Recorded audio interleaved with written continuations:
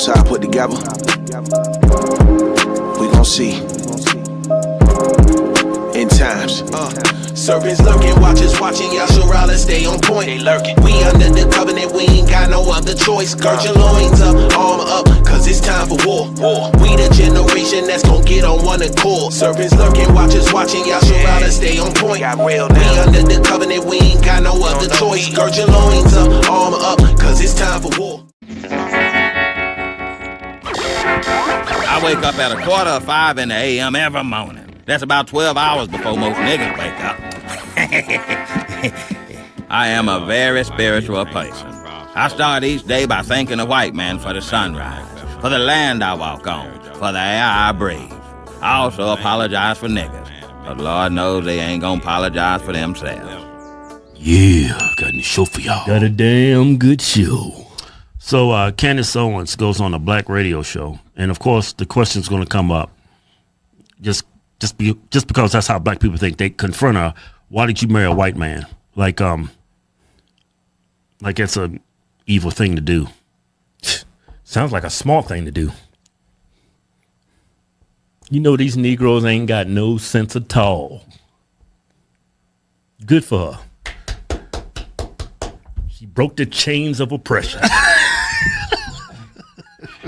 This black culture is just dumb.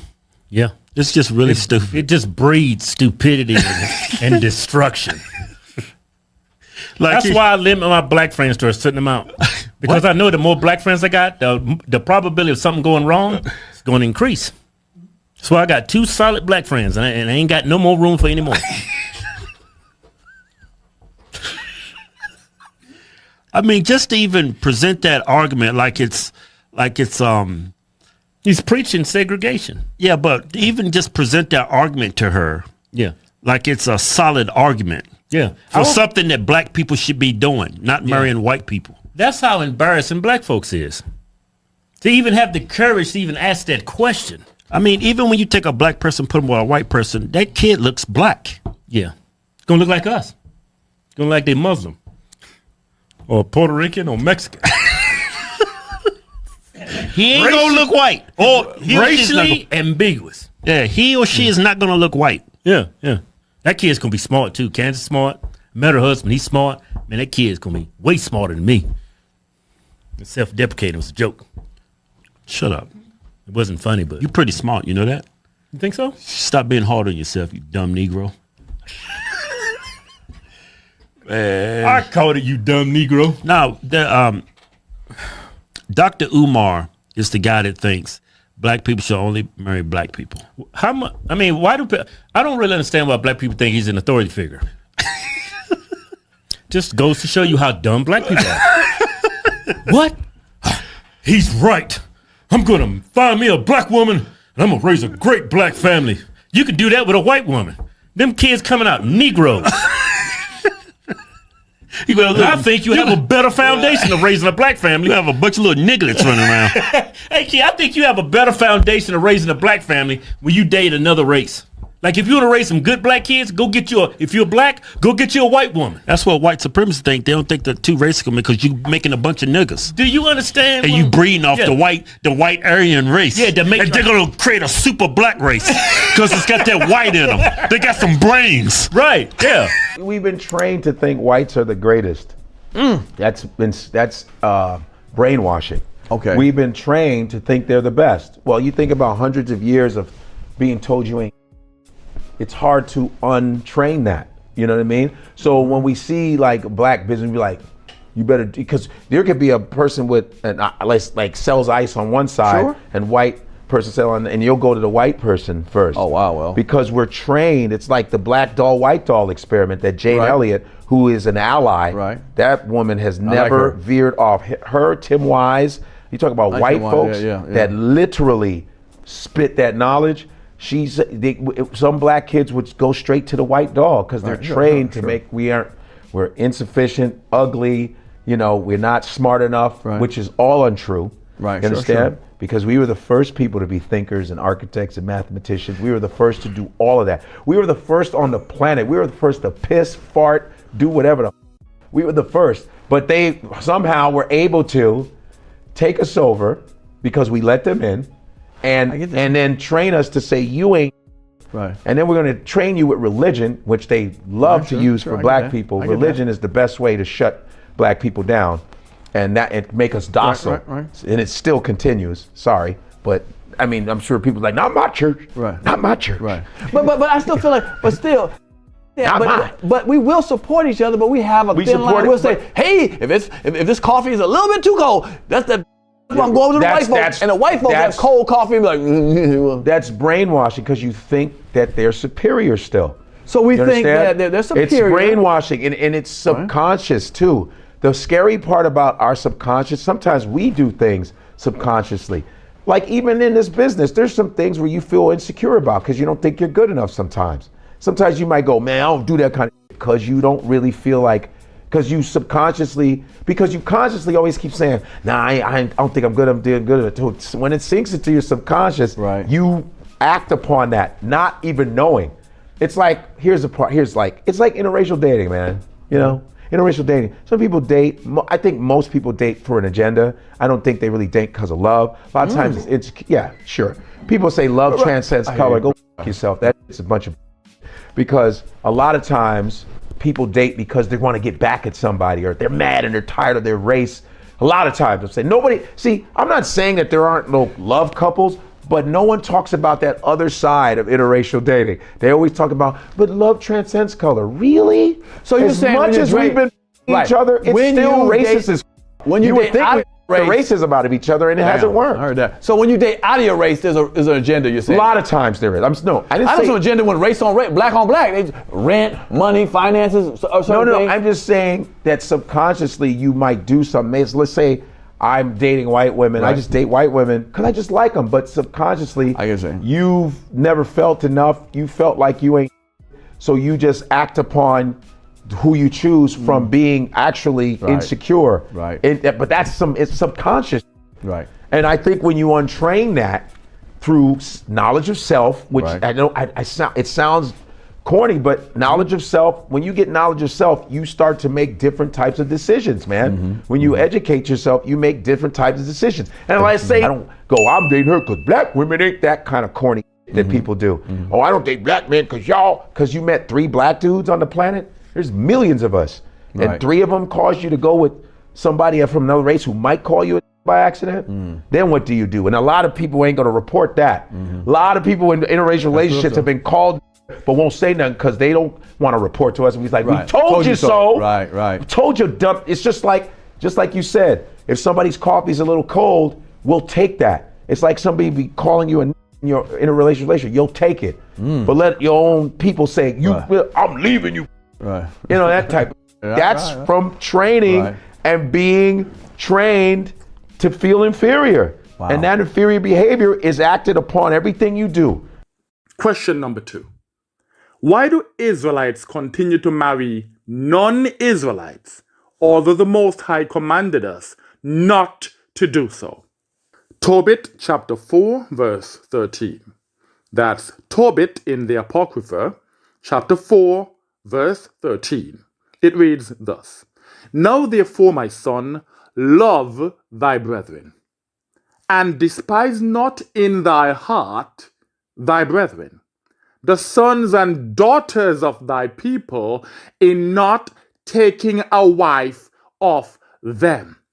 When you love your brethren, your people, you take a wife of those people. When you despise in your heart your brethren, when you hate your own people, that's when you go looking for non-Israelites to make them your wife. So the reason that Israelites continue to marry non-Israelites, although the Most High commanded us not to do so, is because they hate their own people. And it says, despise not in thy heart thy brethren. You may be walking around saying shalom and giving this impression as though you love your people, but you know in your heart that you hate your people. You hate what you see when you look in the mirror, and that's why you go after non-Israelites to make them your spouse. It continues, for in pride is destruction and much trouble. You feel as though your people is not good enough for you. And that pride is going to be your destruction. That pride is going to bring you trouble. And in lewdness is decay and great want. For lewdness is the mother of famine. The word lewdness means irresponsible sexual behavior. Mixing the holy seed with the other nations is lewdness. It is irresponsible sexual behavior. The Most High hates it, and it is a sin. Repent and take a wife from your people. Take a husband from your people. Despise not thy brethren in thy heart. Black queens forever, snow bunnies never. I said black queens forever, snow bunnies never. I said black queens forever, snow bunnies never. What you mean? I don't. Face. She cute. What is it? You don't like black girls? Like, what's up? I mean, I do like black girls, but nah, you lying. It's not just white girls, it's foreign, you know. Mexicans, Latino. They are not foreign. Those are regular basic. Those are basic. Okay, Brazilian. There you go. You know the business, right? You know, black females are not attractive to me. You know, I look at them as my sisters. You know, like my, you know, grab them up, give them a hug. But if it's a different race, you know, it's like, all right, I'm attracted to you in that type of way. But nah, for real. Oh, why don't you like black girls? Like, I mean, nah, bro. I know you got a problem with your mama black, your sister black. Like everyone, I'm black. The only reason why I haven't dated a black girl in a long time because I kind of went to an all-white school. He said an entire race of women was ugly. Forget semantics of words. Not attractive is a nice way of saying you're ugly. I've had women say to me they're not attracted to me. That means I'm not attractive to them. AKA, I'm not cute to them. AKA, to them, I'm ugly. Call it what it is. He generalized the whole race, better yet, his own race, as unattractive. This is not just about having a preference. It's like saying every black man is a thug or a criminal. Some are, some aren't. The self-hate within black communities is very pathetic. And it's funny for white and Asian people to watch. Trust me, they laugh at us. So basically, he doesn't like black women because they're black. Plain and simple. Don't sugarcoat it. For one moment, I want you to look at this from a different perspective. All over social media, TV, magazines, what do you see as the standard of beauty? The majority of the time, the main girl in the music video is a white or a mixed Latina. The beauty of black women is not promoted in most mainstream music videos, or magazines, or TV for that matter. So what do y'all expect young black men to desire when pretty much all of black popular culture promotes non-black women as being beautiful? His definition of beauty is not a preference. He has been conditioned to believe that black women are not attractive. 1 Esdras chapter 9, verse 7 reads thus.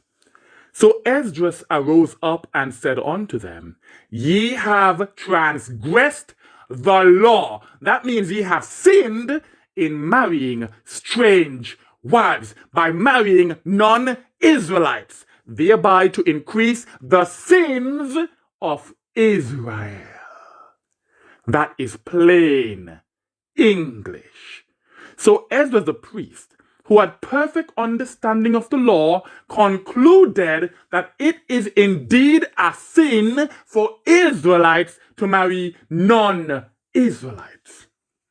Also, there is no law that says that Israelites are allowed to marry non-Israelites if they agree to worship the Most High. To suggest otherwise would be adding to the scriptures, which in itself is a sin. Some of us don't know what a lot of our black athletes go through. Our beautiful black sister, Serena Williams, went through the same thing. She was called all sorts of racially abusive names. All kinds of racial epithets were used on our sister, Serena Williams, who I believe is the greatest athlete of the past century. Nobody has dominated a sport the way Serena Williams has dominated a sport. Not Tom Brady, not LeBron James, not Michael Jordan. Nobody dominated a sport the way Serena Williams dominated a sport. Yes, I understand. She went swimming in the snow, came up with a snow puppy. But that doesn't take away the fact that she's still my sister. I still love her. I still honor her and I salute her. Vinicius Jr., I'm going to hope and pray to the ancestors that you are not bunny hopping. Can anybody confirm for me whether Vinicius Jr. has a Neanderthal queen? Can anybody confirm for me whether Vinicius Jr. is snow bunny hopping? Does he suffer from the snow bunny disease? I'm still going to defend my brother. I'm still going to stand for my brother. But I hope to God that Vinicius Jr. doesn't have a non-African queen. Vinny Jr., this is the King Kong of consciousness talking to you.